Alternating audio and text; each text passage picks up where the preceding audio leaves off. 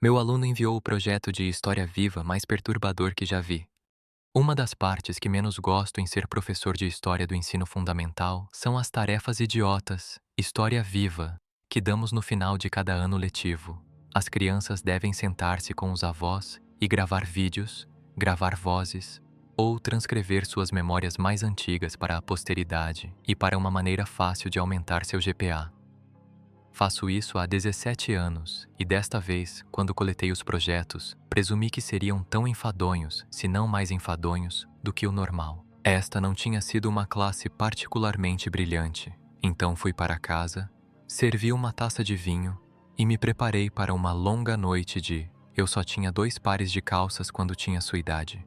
E meu irmão foi espancado com um jornal por bater uma bola de beisebol no quintal de um vizinho. E claro, esses projetos estavam cheios de comentários inocentes e antigos, tão terrivelmente sexistas e racistas que você tinha que rir.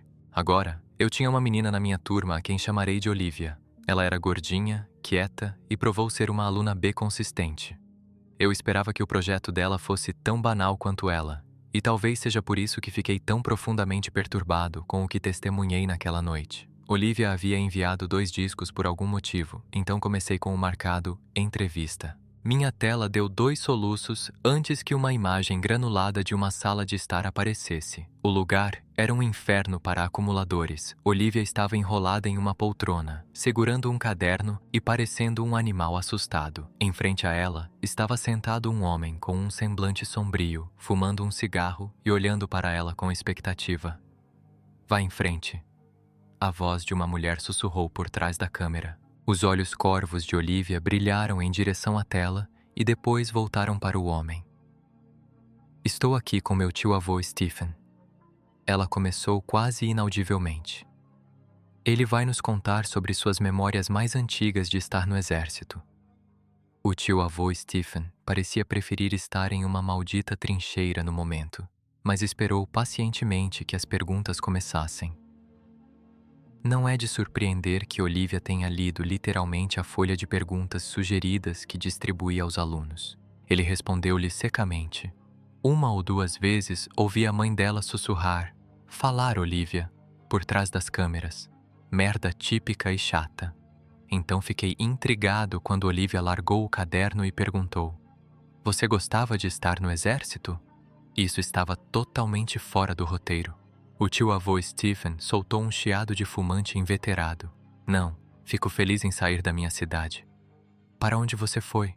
Balcãs. Ela disse. Duvidei que ela soubesse o que eram os Balcãs e minha suspeita foi confirmada quando ela perguntou. Balques era muito diferente daqui? Sim. Mamãe pigarreou por trás das câmeras, talvez encorajando o tio-avô Stephen a ser um pouco mais comunicativo. Mas Olivia parecia genuinamente interessada. Tio Stephen, ela perguntou, qual é a sua pior lembrança do exército? O velho esmagou o cigarro no cinzeiro e depois levantou-se lentamente da cadeira. Eu voltarei, ele murmurou. A câmera foi desligada. Quando a tela voltou a piscar, tudo era igual, exceto que o tio-avô Stephen tinha vários pedaços de papel em capas de plástico sobre toda a porcaria que estava em sua mesa de centro. Primeiro, ele segurou na mão. Eu era criança quando me alistei, ele disse olhando para Olivia. A idade do seu irmão, ele disse a ela. Olivia assentiu. Nunca vi combate. Ambas as minhas missões foram em cidades do leste europeu que foram destruídas por guerras civis. Estava tudo uma bagunça. Eu me senti como um zelador de merda. Hein? Mamãe tossiu. O tio-avô Stephen suspirou e olhou para o papel. Minha unidade foi designada para uma escola que havia sido destruída por toda a violência. Janelas quebradas, salas desabadas. E por algum motivo, a parte que mais me pegou foi que a escola já estava assim há anos antes de chegarmos lá. Ninguém levantou um dedo para consertá-lo. Eu vi crianças passarem por lá a caminho de implorar por dinheiro ou qualquer outra coisa que fizessem. A câmera mergulhou em direção ao chão quando ouvi mamãe sussurrar duramente para o tio-avô Stephen. Eu não conseguia entender o que ela estava dizendo, mas não era difícil imaginar. Você quer ouvir essa maldita história ou não? Ouvi-o latir em resposta. Então é melhor você me deixar dizer como eu quero. Mãe, Olivia tocou. Por favor, pare de interromper. Você está apresentando isso na frente da turma? Não, mãe. Estamos apenas entregando para a professora. Tenho certeza de que ele já ouviu a palavra merda antes. O tio-avô Stephen contribuiu de forma útil. Na verdade, eu não era um ele, mas fora isso, a afirmação era precisa. A câmera foi levantada e após alguns ajustes de foco desfocado, a foto ficou a mesma de antes. Ah, estou falando demais de qualquer maneira, ele resmungou. Ele levantou o pedaço de papel da mão perto do rosto. No porão, encontrei esta carta. Eu não sabia o que dizia, mas pedi a um amigo que traduzisse, então vou ler agora. E então, eu vou te contar o que eu vi naquele porão. Um arrepio percorreu minha espinha. Mamãe deu zoom no tio-avô Stephen e sua carta. Suas mãos paralisadas tremiam enquanto ele segurava o papel. Isto é o que ele leu. Caro senhor, eu nunca amei meu país. Muitas destas escaramuças nascem do patriotismo, de uma luta pelo poder pelos fragmentos de um outrora grande império. Mas não me interessa que nome a minha casa tem num mapa. Essa luta não faz sentido, e eu fico o mais longe possível dela. Não foram estes ataques e violência desorganizada que ceifaram a vida da minha esposa e do meu filho. Era uma doença. Felizmente, isso aconteceu rápido para o bebê. Nadia sofreu por mais tempo. Assisti horrorizado, sabendo que não poderia fazer nada por eles. Meu único consolo é que estive lá para ajudá-los em cada passo do caminho. Um dia parei de ir trabalhar e ninguém veio atrás de mim. Duvido que tenham notado que eu tinha ido embora. Como a escola ficava do outro lado do campo, visível da minha janela, teria sido fácil passar algumas horas por dia e voltar para casa rapidamente para cuidar deles. Mas qual era o sentido? Tudo o que fiz foi limpar o chão. Eu era tão inútil para o mundo quanto para minha família. Tentei levar Nadia ao hospital, mas a viagem foi muito longa e cansativa. Eu a trouxe para casa e ela morreu naquela noite. Depois que Nadia e o bebê se foram... Bem, não me lembro de muita coisa. Não saí do meu casebre. Mal comi e dormi. Pensei muitas vezes em tirar a própria vida. Por mais tentador que fosse, senti-me paralisado pelo meu próprio desamparo. A única coisa que me manteve sã foi meu rádio. Nunca o desliguei uma vez. Mesmo que eu não tenha dado ouvidos às palavras ditas, na verdade, o canal que obtive mais clareza foi em inglês, eu acho, do qual não falo nada. Mas as vozes, a música e o verdadeiro conhecimento de que a vida existia além desta cidade violenta me sustentaram. Não tenho ideia de quanto tempo se passou antes que eu visse a luz do dia novamente. Eu estava tonto de fome, então encontrar comida era minha prioridade. Meu rádio veio comigo, é claro. Desde que me escondi pela primeira vez, ele foi para todo lugar comigo. Ele fala comigo enquanto durmo e acordo. Não sei o que isso quer dizer, mas sei que morreria sem isso. Depois que tomei um pouco de água e comida, ocorreu-me que a única coisa que restava a fazer era voltar ao trabalho. Então, eu fiz. Na manhã seguinte, simplesmente voltei para a escola, onde era zelador, e voltei ao trabalho. Ninguém fez grande alarde sobre isso. Como eu disse, Nadia estava doente há muito tempo, e aqueles que trabalhavam na escola sabiam disso. Agradeço que ninguém tenha me incomodado para voltar ao trabalho durante os dias mais difíceis da minha vida. Os professores nunca me disseram muito, mas sorrimos uns para os outros nos corredores, e esse respeito mútuo foi talvez a razão pela qual decidi voltar.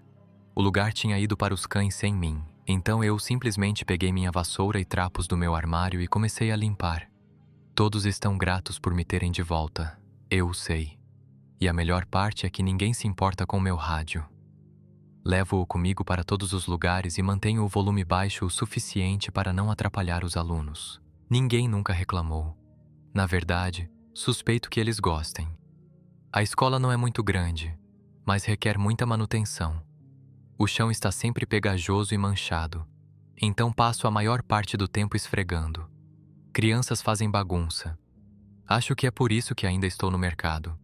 Às vezes tenho que mover as coisas para ter certeza de que todos os pontos do chão estão bonitos e limpos, mas tenho orgulho disso.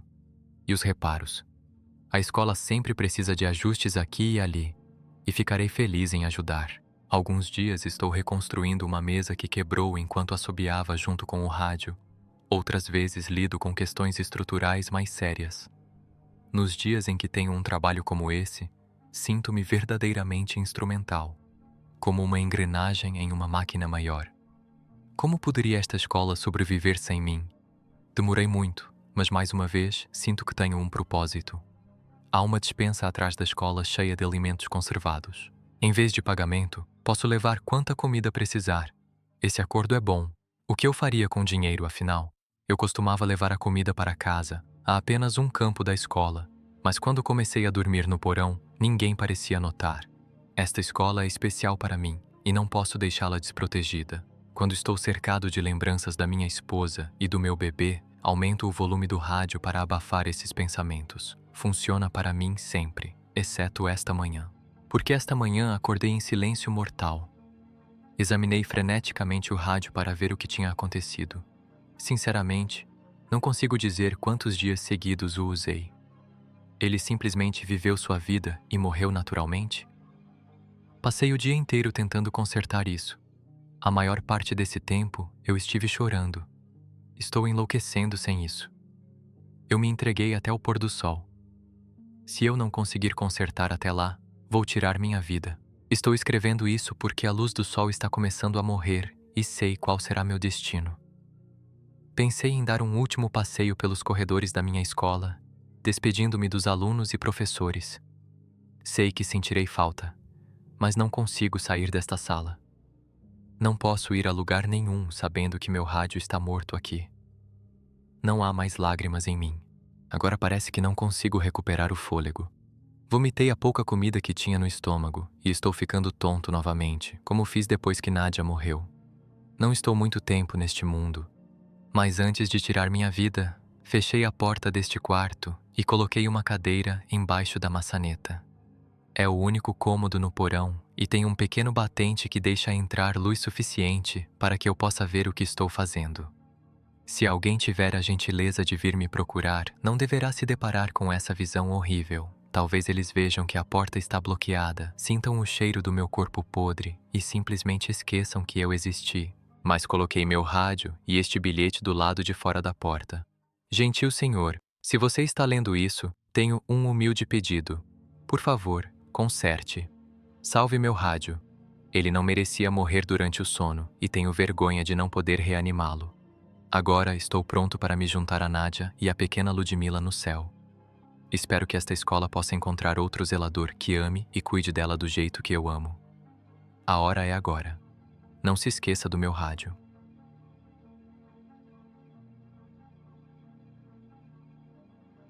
Stanislau. Quando mamãe recuou, Olivia tinha lágrimas nos olhos. Obrigado por compartilhar, tio Stephen, disse mamãe, com a voz engasgada. Acho que já temos o suficiente. Espere, Olivia gorjeou. Ele disse que há mais. O que você encontrou? Antes que o tio-avô Stephen pudesse abrir a boca, a imagem desapareceu. Meu queixo caiu. Foi isso? O que o tio-avô Stephen viu?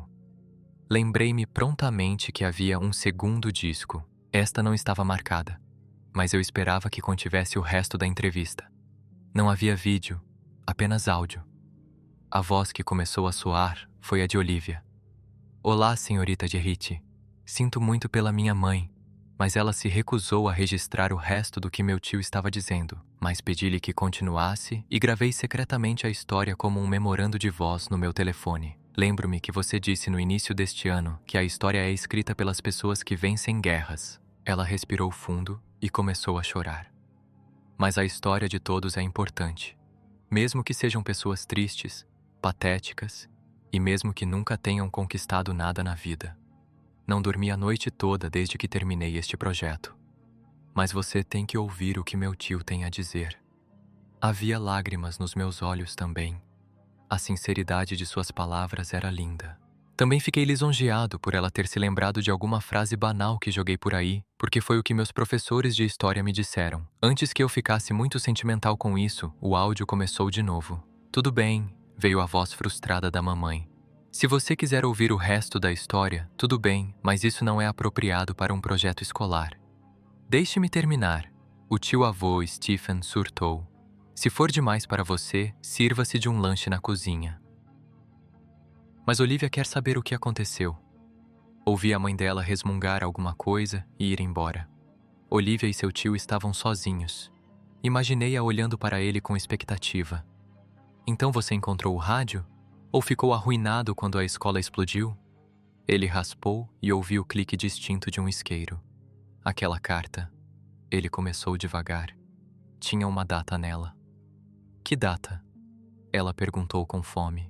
Foi datado 2 semanas antes de começarmos a reconstruir a escola. Você não disse que a escola tinha sido destruída há 2 anos? Sim, respondeu o tio-avô Stephen. Tinha sido. Houve silêncio enquanto eu sentia arrepios nos braços. As imagens que me vieram à mente eram quase avassaladoras demais para serem expressas. Mas o tio-avô, Stephen, as colocou em palavras sem esforço. Claramente ele passou a vida inteira pensando nisso. Este homem, este Stanislav, foi a uma escola vandalizada e em ruínas e limpou sangue e escombros como se fossem bebidas e poeira derramadas. Ele sorriu para os cadáveres no corredor e acreditou que eles estavam sorrindo de volta para ele porque gostavam de seu rádio. Ele se movia ao redor dos cadáveres para poder varrer o chão sob eles. O telhado estava meio desabado, então quando choveu, ele deve ter ficado encharcado, mas estava tão alheio que nem sentiu nada. Eu podia ouvir Olivia chorando sem parar. Encontrei a despensa de que ele estava falando. Era tudo comida em conserva, e provavelmente tinha gosto de merda. A maior parte das coisas estava mofada. Você viu o cadáver? Sim. Pendurado no teto, mas ainda assim incrivelmente realista. Ele não estava apodrecendo. Isso não acontecia anos atrás. Ele parecia pacífico? Ela perguntou, com um tom de desespero na voz. Não poderia te contar. O cheiro era forte, seu rosto estava azul e seus olhos estavam esbugalhados. Assim, imaginei-o a manifestar-se. E o rádio? Olivia chorou. Ouvi o tio-avô Stephen dar uma longa tragada no cigarro. Estava lá, tudo bem, e ainda estava ligado. E agora eu quero saber, você acha que Stanislau estava apenas enlouquecendo após perder tudo? Ou aquele rádio escondia algo muito mais sombrio? Deixe sua teoria nos comentários. E se você gosta de histórias perturbadoras, mistérios sem explicação e relatos que vão te fazer perder o sono, inscreva-se no canal e ative o sino, porque a próxima história pode ser ainda mais assustadora do que esta.